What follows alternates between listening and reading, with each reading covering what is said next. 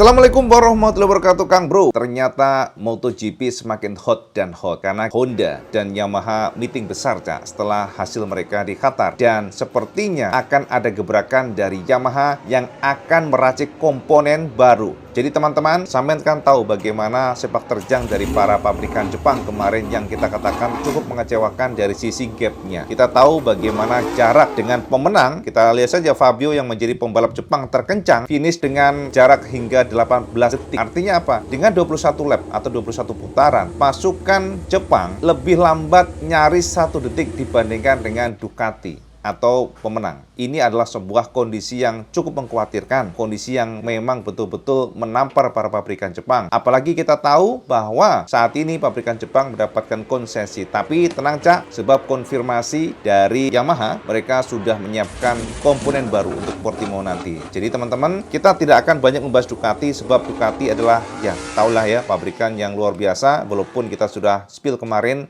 bagaimana Pecco dan Jorge Martin yang begitu kuat pada saat race Qatar. Akan tetapi sebenarnya GP24 masih menyisakan PR, di mana problem mereka adalah chattering. Chattering itu getaran, Cak. Jadi ada getaran di bagian ban belakangnya, yang ini membuat secara confidence pembalap itu berkurang. Khususnya pada saat hard braking. Kalau braking keras kan pastinya ya akan mengandalkan juga ban belakang untuk menghentikan kendaraan. Tapi ternyata untuk GP24 masih mengalami problem dengan chattering tersebut. Akan tetapi good news buat Pecco, sebab informasi yang kita dapatkan kemarin terakhir, Pecco Bagnaia ternyata tidak merasakan itu. Jadi chattering itu baru nongol setelah long race, dan setelah 21 lap, baru di 2 lap terakhir dia merasakan ada getaran. Itu pun sudah oke, no problem. Artinya dia sudah gapnya jauh dan sudah akan memasuki garis finish. Jadi chattering itu muncul ketika sudah akan memasuki garis finish, dan itu suatu ya berkah ya. Akan tetapi tetap secara teknis GP24 adalah motor yang sempurna karena beberapa informasi kita dapatkan termasuk testimoni Pecco dan juga Jorge Martin. GP24 memiliki kekuatan dari agility atau kelincahan masuk keluar tikungan yang lebih baik dibandingkan dengan sebelumnya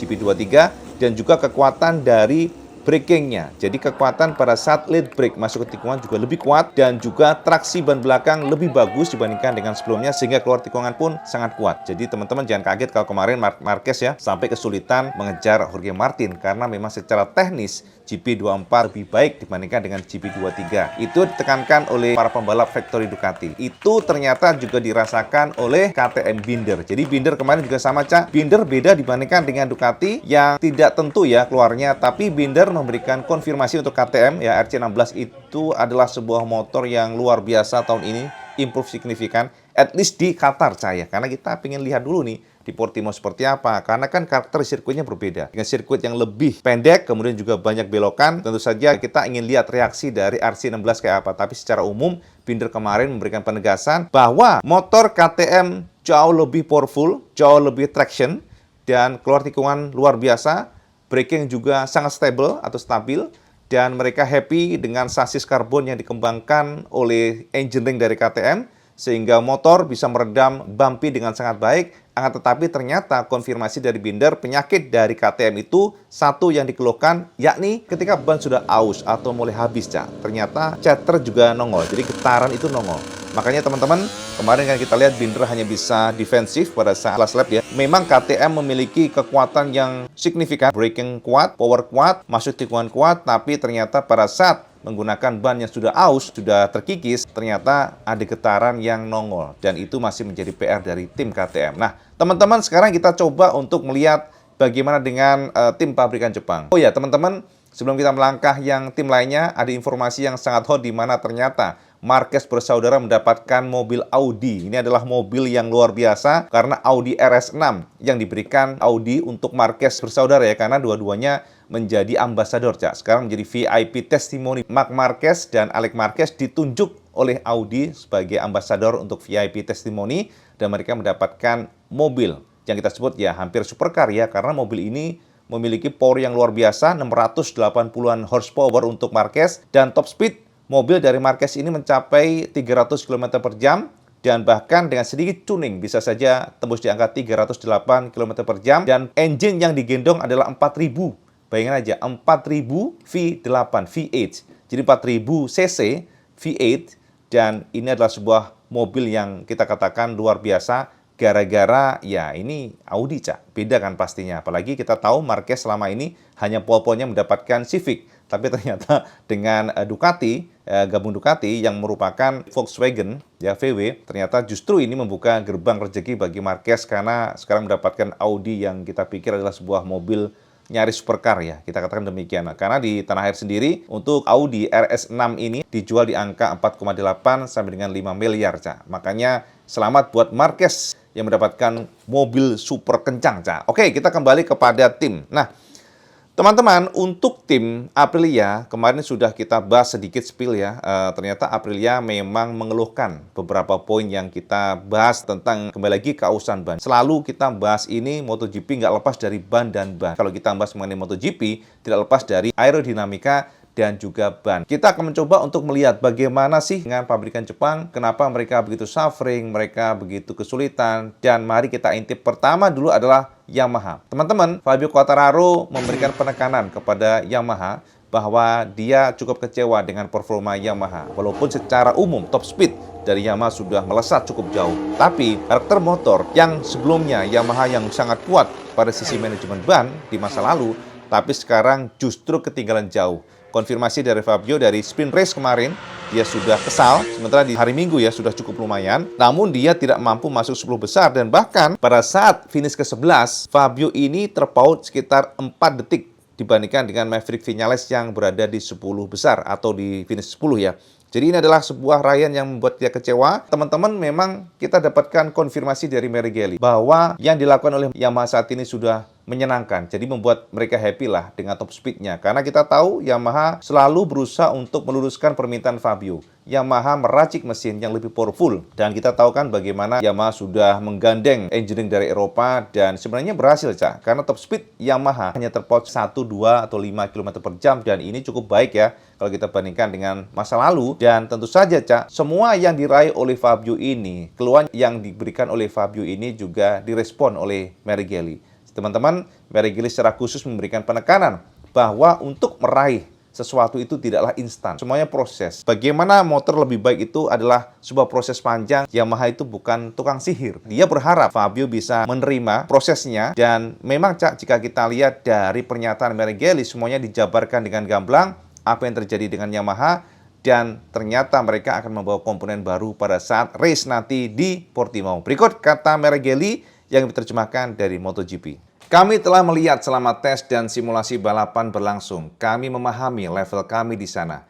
Tentu saja kami tidak happy, namun kami realistis dan objektif. Fabio melakukan apa yang bisa dia lakukan saat ini. Kami telah mendengarnya, namun kami memerlukan waktu. Sebenarnya kami membuat kemajuan. Kami telah berhasil meningkatkan top speed dan aerodinamika motor, namun kami harus terus membuat kemajuan dan memiliki banyak pekerjaan di depan. Aku kecewa, tapi juga puas karena kami mencapai apa yang kami inginkan. Kami mengumpulkan data dan mengambil langkah maju setelah sprint karena kami mempunyai masalah dengan kerusakan ban yang cepat. Itu juga terjadi pada hari Minggu, tapi berkurang jauh dibandingkan pada hari Sabtu. Kami telah mengubah beberapa hal, tapi kami bukan penyihir. Kami tahu apa yang harus dilakukan dan butuh waktu untuk mencapainya. Fabio sekarang bekerja dengan perspektif untuk membuat kemajuan. Pekerjaan Fabio sangat bagus meski baru akhir pekan pertama, namun kini upayanya berbeda. Fabio selalu berusaha untuk menang. Sekarang dia bekerja dengan tujuan menciptakan perbaikan, mengumpulkan semua informasi dan mengujinya. Kami telah mencoba beberapa hal baru di Mugello, kami juga akan membawa komponen baru dan mencobanya lagi di Portimao. Jadwal tes sangat ketat dan kami harus menyesuaikan diri semaksimal mungkin pada saat ini. Yes, itu kata Meregeli, Cak. Jadi, teman-teman, memang Meregeli tidak mengungkapkan secara jelas apa yang akan dibawa oleh mereka nantinya. Jadi, apakah yang dibawa mereka nanti komponen engine baru, kita juga nggak tahu. Tapi dari prediksi, kalau keluhannya adalah keausan ban, maka bisa kita duga yang akan dibawa kemungkinan besar adalah swing arm, ya, lengan ayun belakang dari ban, kemudian juga sasis, kemudian juga aerodinamika. Jadi 3 komponen ini tidak akan lepas pemicu dari keausan ban, tapi juga elektronik menjadi penyumbang terbesar pula. Jadi kalau kita melihat secara dalam itu, Cak, ya, paling 4 komponen tersebut. Dan memang sih selama ini kita berpikir keras, kenapa sih pabrikan Jepang kayaknya susah banget ya jabanin kekuatan dari pasukan Eropa selama menggunakan ECU Magneti Marelli. Itu yang menjadi pertanyaan kita, menjadi semacam ya question mark ya. Soalnya dulu kalau kita lihat sejarah, Cak, kenapa Dorna sampai memberikan atau menekan ya para pabrikan menggunakan single ECU? Gara-garanya adalah mereka ingin menekan cost, kata Dorna, dan juga ingin membuat antara tim satelit dan factory ini makin kompetitif. Dan terbukti, Cak, sekarang memang makin kompetitif. Tapi kalau menekan cost sih enggak, soalnya kan sekarang kita lihat, justru setelah menggunakan ECU yang single, tapi ternyata sekarang ada perlombaan tentang aerodinamika. Dan lomba tentang aero ini informasinya membutuhkan biaya yang sangat besar, jutaan dolar sebenarnya, Cak. Makanya kalau kita menggali tentang ini ya ujung-ujungnya sama aja, boros-boros juga. Nah,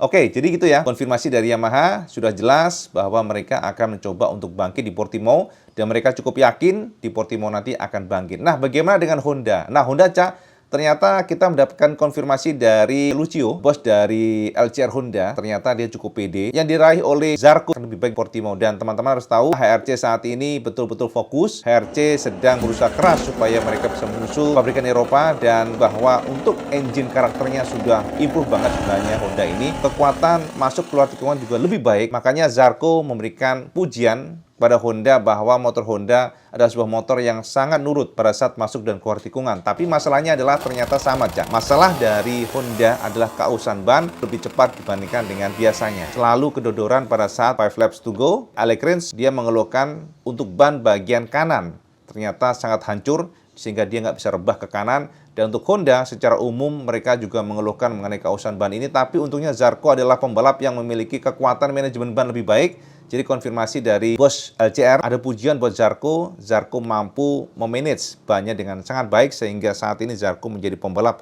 terbaik Honda yang finish kemarin di Qatar di belakang Fabio Quartararo. Bahkan Zarco memberikan penekanan jika saja lapnya ditambah atau tersisa 2 lap lagi, dia sangat yakin bisa nyalip Fabio yang sangat kesulitan di depan Zarco. Jadi Zarco pun ngelihat, Cak, ternyata Fabio ini kedodoran banget. Zarco ini kehilangan traksi. Zarco sangat sulit untuk keluar tikungan, Fabio sangat kedodoran atau suffering pada saat keluar tikungan, sehingga kata Zarco, seandainya ada 2 lap aja lagi ditambah, maka dia sangat pede bisa menyalip Fabio. Itu kata Zarco. Ya, itu semuanya kan hanya komentar, Cak. Belum tentu jika memang ditambah 2 lap akan bisa nyalip, tapi rasa pede dari Zarco ini juga menjadi penunjang bagi tim Honda LCR bahwa mereka sangat yakin di masa depan Honda akan semakin improve dan improve. Itu, Cak, ya, konfirmasi dari LCR Honda. Kita juga belum tahu ya Joan Mir seperti apa, tapi kita dapatkan informasi dari Santi Hernandez, mantan Chief Engineer Marquez, merasa happy dengan Joan Mir, dia memuji Joan Mir. Jadi menurut Santi akan ada beberapa perubahan nantinya, maksudnya akan ada pergerakan dari Honda untuk mencari solusi kenapa ban mereka cepat aus. Jadi saat ini Honda pun masih berkutat dengan keausan ban, bagaimana keawetan ban sehingga motor bisa tetap kencang dari awal sampai dengan akhir, dan itu menjadi penegas mereka untuk bangkit di masa depan. Nah, teman-teman, juga ada beberapa pertanyaan ya kemarin dari sampean semuanya. Cak WB, kenapa sih kalau kita lihat untuk sprint race sampai ada tangki tambahan? Apakah memang para pembalap akan mengganti tangkinya jika race di sprint dan juga di Sunday race? Jadi teman-teman, betul, Cak. Jadi gini, Cak, motor MotoGP adalah sebuah motor yang begitu kompleks. Setiap jengkal mili detik aja sangat dihitung. Berat dengan sekian gram saja dihitung sama mereka. Makanya untuk sprint race pun mereka nggak mau menggunakan tangki yang bawaan di hari Minggu. Jadi tangki yang dipandang lebih besar, karena kan sama harus tahu untuk sprint race rata-rata pembalap atau tim akan mengisi bensinnya hanya 12 liter, Cak. Sementara ketika full race Sunday yang 21 atau 22 lap, tim akan mengisi bensinnya itu rata-rata 22 liter. Dan 22 liter ini harus cukup, Cak. Artinya dalam kalau kita 22 race ya, 22 putaran maksudnya ya. 1 liter itu harus cukup untuk 1 putaran. Kira-kira demikian. Makanya untuk tangkinya pun berbeda, Cak, antara hari Minggu dan hari Sabtu. Untuk hari Sabtu atau sprint race, maka tim akan mengganti tangki yang kapasitasnya hanya 12 liter. Jadi kapasitas tangkinya tetap harus sesuai dengan bensinnya. Mereka nggak mau menggunakan tangkinya gede, ternyata isinya cuma 12 liter. Itu nggak mau. Kayak KTM khususnya, mereka bahkan meracik motor mereka supaya gampang dicopot dan dipasang untuk tangkinya. Jadi mereka hanya buka karbonnya di dalam, dan posisi untuk bensin tangkinya, maksudnya, Cak, itu bukan di tangki ya, bukan di tangki bahan bakar yang kayak motor kayak gini ya, bukan di depan seperti ini, bukan, tapi dia di center sini, di bawah dari pembalap, di sebagian tengah senternya sini. Kalau yang depan sini justru itu perangkat ECU, kabel dan sebagian di sini, Cak. Jadi kalau saya lihat ada bolong-bolongan itu memang itu untuk cooling system ya. Biasanya kan tangki ada bolong-bolongannya di bagian tangki-tangki sini, Cak. Itu untuk cooling system. Jadi kalau pembalap geber, maka diharapkan dengan adanya angin masuk ke bagian depan sini, maka akan ada cooling system di bagian ECU-nya tetap stabil suhunya. Karena memang ECU itu bisa panas. Itu konfirmasi yang kita dapatkan, dan betul sekali teman-teman bahwa untuk tangki bahan bakar dibedakan. Jadi nanti pada saat hari Sabtu, tim akan menggunakan tangki dengan kapasitas 12 liter, ya, tangki yang kecil. Sementara pada saat race, mereka akan mengganti dengan kapasitas tangki yang lebih besar, yakni 22 liter. Jadi itu diharapkan ya, dengan tangki yang kecil pun secara bobot pun akan lebih ringan. Sementara pada saat race, hari Minggu pastinya akan membutuhkan BBM lebih banyak ya. Makanya tangkinya juga harus disesuaikan. Jadi tim tidak mau menggunakan tangki yang lebih besar, sementara isi bensinnya kecil, itu nggak mau. Ya, itu, Cak, informasi buat semuanya yang mungkin penasaran buat sampean. Dan saat ini BBM dari MotoGP sudah menggunakan bio 40%. Jadi jangan salah, bukan full fosil lagi, tapi sudah dikombinasi dengan 40% biofuel. Bahasanya, Cak. Jadi ini nanti akan ditingkatkan terus hingga 100% bio. Jadi tidak lagi menggunakan bahan bakar fosil, sehingga nanti akan lebih ramah lingkungan, bisa didaur ulang, dan itulah update BB buat semuanya. Oke, Kang Mas, jadi nanti kita lihat saja seperti apa Portimao, karena informasinya Honda sangat yakin mereka bisa mendekati tim di depannya. Di Portimao nggak akan sepanjang ini gapnya, nggak akan sepanjang sekarang, nggak akan sejauh sekarang, karena kita lihat Honda finish 19 detik di belakang Pecco Bagnaia. Jadi mereka nanti sangat percaya diri. Honda ataupun Yamaha akan mampu, ya kalau mungkin nggak bisa menang, ya setidaknya finishnya nggak akan jauh dari tim Ducati. Ducati memiliki kekuatan di sana. Oke, Cak, jadi gitu aja, Cak, update Iwan Benaran. Semoga mencerahkan semuanya yang penasaran dengan MotoGP. Dan kita update lainnya nanti. Dan seperti biasa, kalau sampean suka video ini, sampean like, share, dan subscribe. Ojo lali, Cak, sampean sholat 5 waktu, karena itu yang paling penting. Assalamualaikum warahmatullahi wabarakatuh. Salam segandas.